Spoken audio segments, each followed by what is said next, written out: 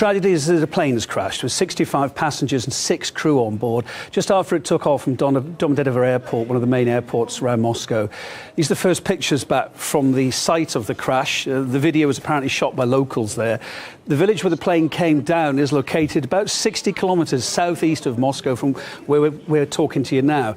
Emergency services really struggling this afternoon, they say, to reach the area there because of the exceptionally heavy snowfall that the whole region's had to encounter over the last week. Bit more detail about the plane. As mentioned, it's an Antonov An-148 owned by the Saratov airline company.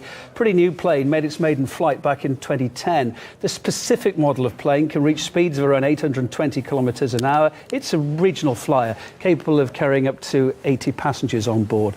Now, Dan, to say you're much more fluent in Russian than me, you're across the wires. There's been so much speculation and information coming in over the last 2.5 hours since this has really happened.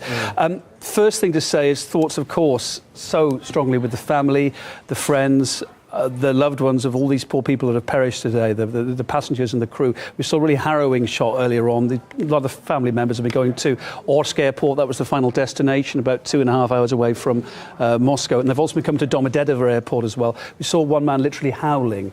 He was so terribly upset. There's going to be a lot more of that, of course, I suppose, for these poor people having to come to terms with what's happened this afternoon. Initial information on the ground when this plane went down it's just after 6 in the evening here now, Dan. That plane took off just after 2:30 in the afternoon. That's right. Initially, people on the scene there said they saw that plane on fire. So, of course, initial speculation, could it have been some kind of engine failure? Because, of course, it was in that initial climb, wasn't it? It wasn't that high, 6,500 feet or so. It'd be going up to about 30,000 feet or more for this 2-hour, 11-minute average flight that it takes. What's being said?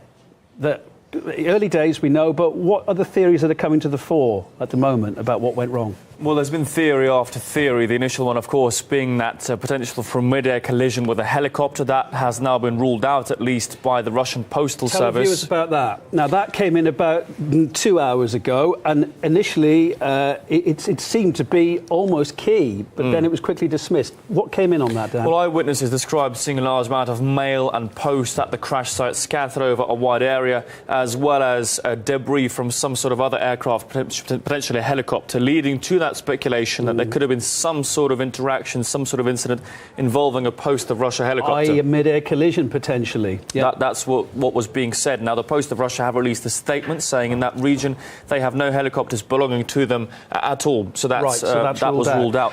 And I suppose a regional flyer like this, Russia's such a huge country, Russia Post, or just to get post around any kind of mail, depends on planes, depends on flying it around, doesn't it? So I suppose this plane very normally could have been carrying just ordinary domestic post. Well, the other thing that the Post of Russia confirmed was that there was about 20 kilos of post aboard that plane, and that explains, obviously, that post scattered over the debris area. The latest theory to come in, this is over 4 or 5 minutes ago, was that the pilot requested an emergency landing at Zhukovsky Airport. That's an airport in the southeast of Moscow, very close to that crash site as well. The press service of Zhukovsky Airport, they have now said the pilot did not make contact with them or with Domodedovo, which was where the plane took off from initially. So that there's theory, conflicting information already we've got on this. Information coming out right now, yeah. Early on, you were looking at flight tracker. So that plane got up to 6,500 feet, whatever, in the initial climb, engines on full thrust. What happened then? Well, there was a fall of about 300 metres or so very rapidly before the plane again flew upwards to that height of 1,800 before dropping right down and disappearing off radar. So indicating control problems, major control problems there. Indeed, and that does fit in with those reports coming in of an exploding engine and with the eyewitness accounts of the plane being on fire as well. As we said, though, a single engine failure isn't usually considered a catastrophic event. If it's contained, that's the thing. If one of these fan blades snaps off in that time when those engines are given out full whack, the worry is, although in theory it should be very safe, the worry is, and there have been cases of this, fair few cases in the past, that it's uncontained, it goes through a fuel line, hence that might tie in with the fire that we were hearing about, or some kind of explosion. Or it can also go through one of those hydraulic lines as well, although, of course, they're all backup systems. Something majorly, obviously, went wrong here. Well, now, on the scene, very early on, we dispatched our senior correspondent, Murad Gazdiev. He's literally just got to that site in the last half hour or so. Murad, you had to get there to the last I think, about a kilometre away from where this plane's gone down now. You can't get any further. I can see the police behind you, and you literally had to walk those 3 kilometres to get to where you are. We can see it's heavy snow there. The rescue teams are having a real problem getting through to that place, that field where that plane's come down tonight, just like you. Well, this is the issue, access to the crash site. The crash site itself is about a kilometre or thereabouts behind me, but the plane crashed in a field full of snow, very deep snow. Obviously nobody was clearing that, so the work that they're doing, rescuers now, we know there are about 150 rescuers there, 20 odd vehicles. It's difficult because, again, of the snow, it is still snowing as well, which might be worsening the situation. But as I say, nobody gets beyond this checkpoint. There are multiple police cordons that are keeping journalists, even local villagers, as well as all civilians out of this area in order to ease the work of rescuers, to give them access to the crash site itself. Again, a kilometre or so behind me. It's getting dark. It's just gotten dark, but I'm sure, you know, they'll have the lighting and everything else to continue their work. 65 passengers. Yeah, there's been no official statement yet, has there, from the emergency rescuers? They obviously got their hands full. You told me earlier on there are 150 rescuers on the scene. There are about 20 engines or ambulances, etc. as well.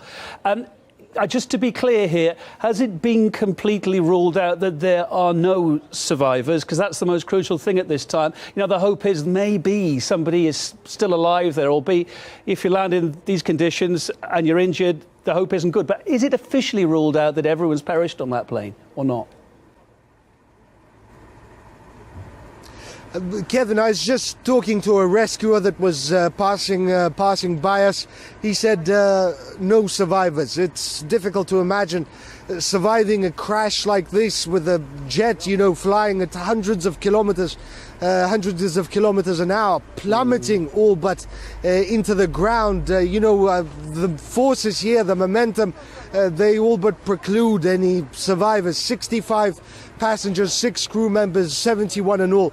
These rescuers, their colleagues, psychologists, working with relatives of the people that perished in this tragedy in Moscow, in the Orenburg region of Moscow, of Orenburg region, which is where this jet was flying to the city of Orsk. They're hard at work, but again, no survivors. Is there anything, it's getting dark now, as you say, it's making the situation even worse for the rescuers there to try and track the wreckage. Is there any thought about how big the debris site is? Because the investigators are going to be, as we know, looking at that very closely, depending on how the plane broke up. If it broke up in the air, it's likely there'll be a big debris field, might be several kilometres or more. If it impacted the ground pretty much intact, or something like that, it'll be a small debris field. That's apparently really important in the early stages of trying to work out what went wrong. What do you know about the size of the impact site behind you there?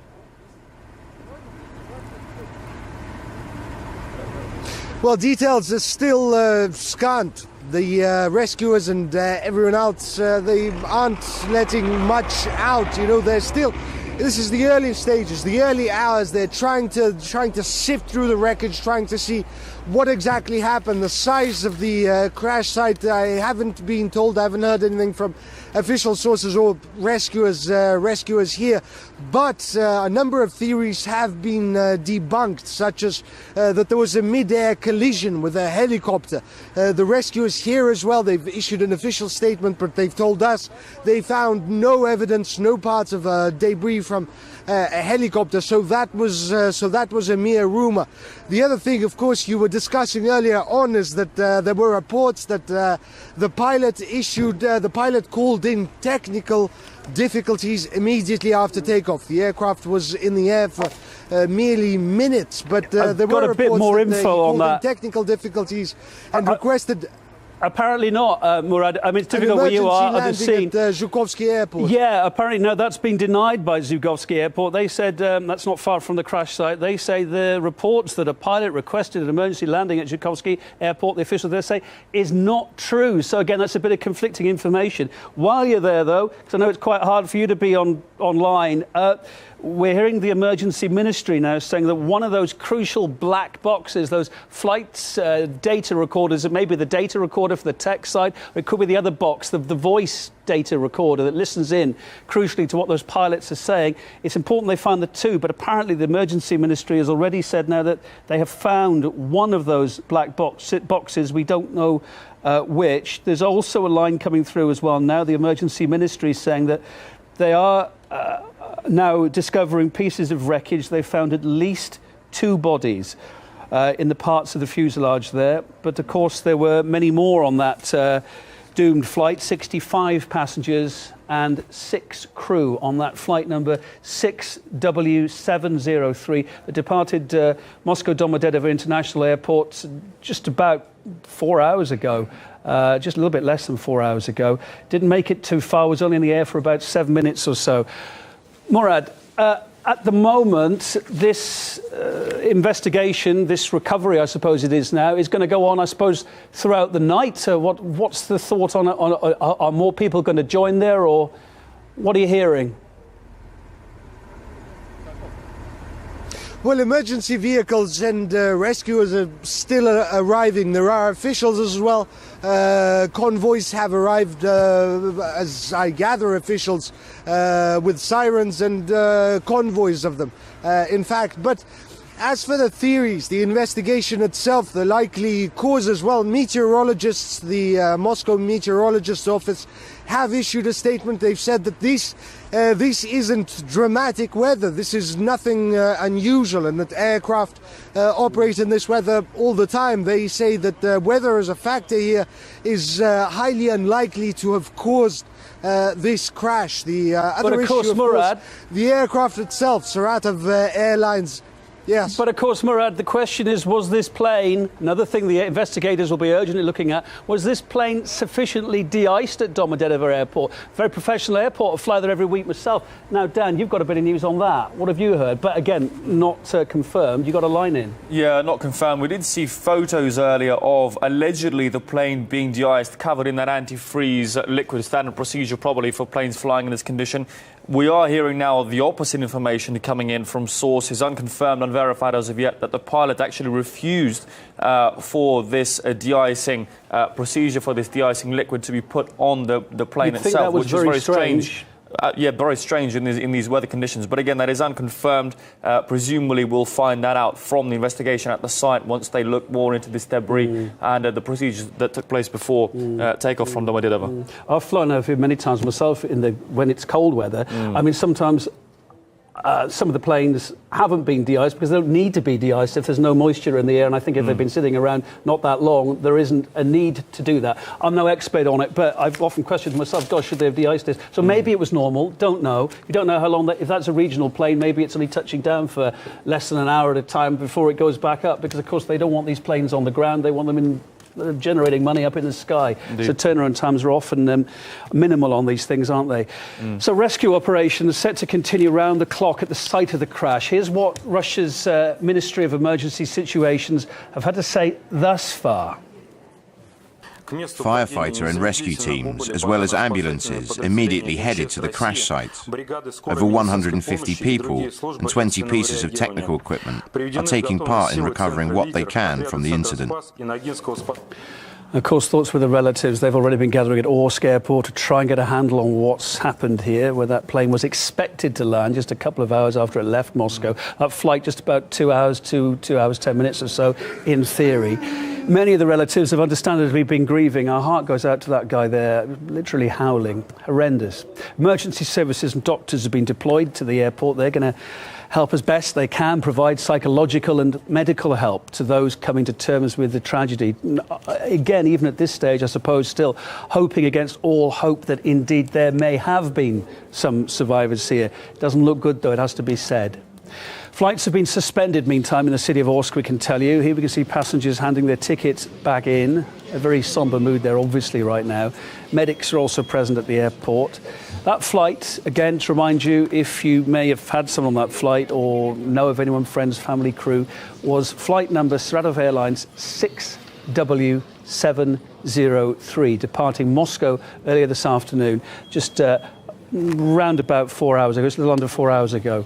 It's now just 6:15 in the evening, Moscow time. Now, shortly after this happened, but details have been changing thick and fast since, I spoke to aviation expert Julian Bray. He explained the plane's technical capabilities here, this Antonov An-148, a combined Russian-Ukrainian developed plane, and the possible reasons for the crash. It's all pure speculation at the moment. I understand there is some video footage of these parts, and so it could be unrelated, or of course it could actually be carrying crated helicopter parts inside the aircraft. The Antonov is a good old workhorse, the Antonov An-148, and so it's, as you say, it's used for mail, it's also used for cargo, and it's widely used inside Russia by their regional airlines. The point is, this is a fairly new aircraft, and the maintenance on it will be fairly straightforward. Where it's flying, there could possibly be a thing they call wind shear, where the wind just suddenly goes straight up and alters the characteristics of the plane. Also, we have to consider whether there's icing, whether they properly de-iced the plane before it left Moscow. It could be that ice built up very quickly on the wings, and that might have affected the flying ability of the plane. It could well be the wind shear, or it could well be that they did actually have a problem with the engines themselves. It could well be that the fuel's iced up, the fuel lines are blocked. There's any number of things that will have to be investigated. It is a very difficult area, I understand, so somehow they've got to get the assets into the area so they can actually properly map out and find out exactly what's happening. Very heavy snow there. I've seen some footage, obviously shot by a local, and already the parts that are shown are completely covered by snow. Sooner or later, the black boxes, which are actually painted bright orange, will appear, and this will give you the data recorder from the flight deck, and we find out exactly what did happen.